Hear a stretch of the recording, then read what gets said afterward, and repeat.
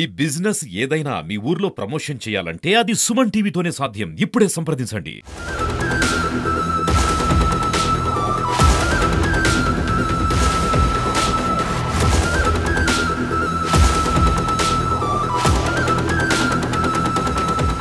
విజయనగరం జిల్లాల కేంద్రంలో దారుణం చోటు చేసుకుంది. గాజులరేగ ప్రాంతంలో ఒక తనయుడు తండ్రిని హత్య చేసిన ఘటన అయితే ఇక్కడ తీవ్ర కలకలం రేపుతుందనే చెప్పుకోవచ్చు. సో ఇక్కడ గ్రామస్తులంతా కూడా భయాందోళనకు గురవుతున్న పరిస్థితి. ఎందుకంటే ఒక్కసారిగా ఉలిక్కిపడిన వైనం అయితే ఇక్కడ చోటు చేసుకుందని చెప్పుకోవచ్చు. సో గాజులరేగ ప్రాంతానికి చెందిన నాయుడిని తనయుడు సాయి అనే వ్యక్తి హత్య చేయడంతో ఇక్కడంతా కూడా ఆందోళన వాతావరణం నెలకొనింది. సో మాట్లాడేందుకు స్థానికులు కూడా ఉన్నారు, మాట్లాడదాం. సార్ నమస్తే అండి, మీరేమవుతారండి? ఆయన చిన్నాన్న అవుతారు. ఇప్పుడు చనిపోయిన వ్యక్తి పేరేంటండి? కర్ణపు రాజుబాబు అండి. కర్ణపు రాజుబాబు. వాళ్ళ అబ్బాయి పేరు కర్ణపు సాయి అండి. ఎంత ఉంటుంది వయసు? వయసు 18-19 సంవత్సరాలు ఉంటుంది. అంటే పోలీసులు అనుమానాస్పద మృతి అంటున్నారు, కానీ ఇక్కడ జరిగిన పరిస్థితి అంతా చూస్తుంటే హత్య చేసినట్టుగా స్థానికులు కూడా చెప్తున్నారు. అసలు ఏం జరిగిందండి? మేడం మేమైతే లేమండి, వైజాగ్లో ఉంటున్నాం. మాకు ఫోన్ చేస్తే మేము ఆల్రెడీగా ఇక్కడికి వచ్చామన్నమాట.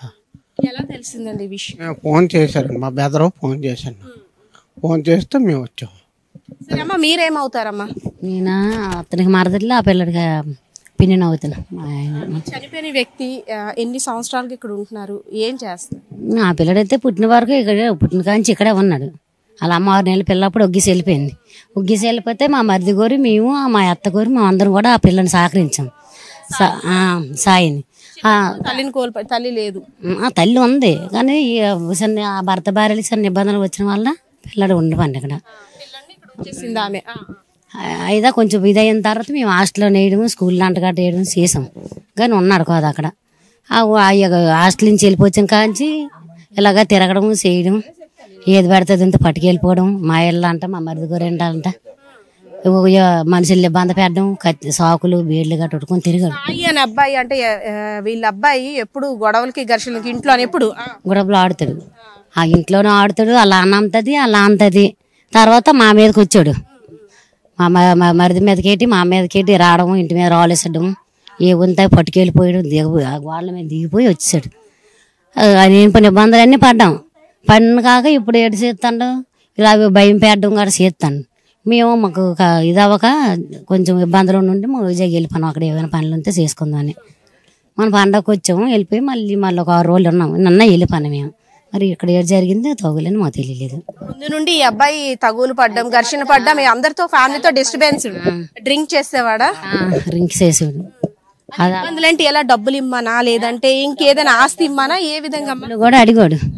డబ్బులు అడగడం చేయడం, ఇవ్వకపోతే వాళ్ళ మీద రాలేసడం, కత్తి రోడ్కొని రావడం, లేకపోతే ఏది ఉంటే అదే కొట్టేశాడు.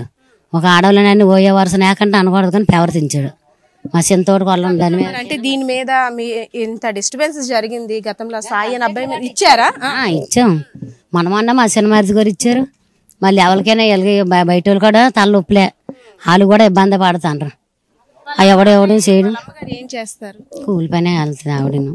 ఏ పని ఉంటే పని చేసుకుని ఆడపిల్లకి అలా పెళ్లి చేసుకుని అక్కడ టౌన్లో ఉంటాను. పిల్లలు ఎంతమంది? పాప బాబు. పాప పెద్ద ఇల్లు అయిపోయింది. ఆ పల్లె ఈ చిన్న అబ్బాయి పిల్లడు.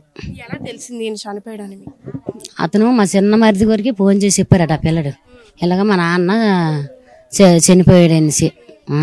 అంతా మా మాటకు అన్నాడట, నువ్వే చంపిస్తావు ఎప్పుడు కూడా ఆడుతా తగు ఆడుతాను నన్నేసి. తర్వాత మరి ఎవరెళ్తుంది ఆ పిల్లడే చెప్పాడట నేను చంపేశాననేసి. 4 పాయికి వాళ్ళు తీసుకొని వచ్చాడట ఉదయం. ఎందుకంటే ఎవరు లేకపోతే వచ్చి కామాపు చేసి నాకు కొంచెం మట్టుగా పిల్లడి బాటలు మట్టుగా ఇబ్బంది.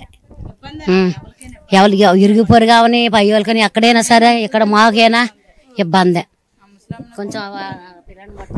సాయి అనే వ్యక్తి గత కొద్ది రోజులుగా కూడా, అంటే చిన్నప్పటి నుండి కూడా కొన్ని కలహాల కారణంగా తల్లికి దూరం అయినప్పటికి కూడా వీళ్ళ పిల్లలని చేరదీసి పిల్లల్ని పెద్దోడిని చేసి హాస్టల్లో చదివించినప్పటికి కూడా అబ్బాయి తీరు మారలేదు. ఎప్పుడు ఘర్షణ వాతావరణమే జరిగేది. ఇంట్లో వాళ్ళని కూడా అనేక సార్లు ఇబ్బంది పెట్టినప్పటికీ కంప్లైంట్స్ కూడా ఇచ్చాము.